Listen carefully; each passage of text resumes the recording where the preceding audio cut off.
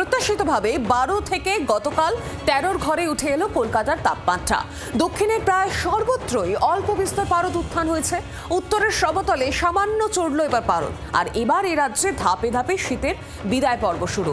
সরস্বতী পুজোয় দিনের বেলায় সামান্য গরমের ছোঁয়া থাকবে, তবে সকাল সন্ধে হালকা একটা শীতের আমেজ থাকবে। কলকাতা সংলগ্ন জেলায় দিনের বেলা উষ্ণতা একটু বেশি হবে, এমনটাই জানাচ্ছে আবহাওয়া দফতর। এদিকে রবিবার পর্যন্ত তাপমাত্রা স্বাভাবিকের নিচে থাকবে। সোমবার থেকে তাপমাত্রা বাড়তে শুরু করবে। 2-3 দিনের মধ্যে সর্বনিম্ন তাপমাত্রা 3 ডিগ্রি সেলসিয়াস তাপমাত্রা এমনটাই বাড়তে পারে পূর্বাভাস আবহাওয়া দফতরের। আগামী 2 দিনে তাপমাত্রার খুব একটা উল্লেখযোগ্য পরিবর্তন থাকবে না। তারপর পরবর্তী 3 দিনে সর্বনিম্ন তাপমাত্রাটা কিছুটা বেড়ে যাবে, প্রায় 2 থেকে 3 ডিগ্রি মতো বেশিরভাগ জায়গাতেই বাড়ার সম্ভাবনা থাকবে।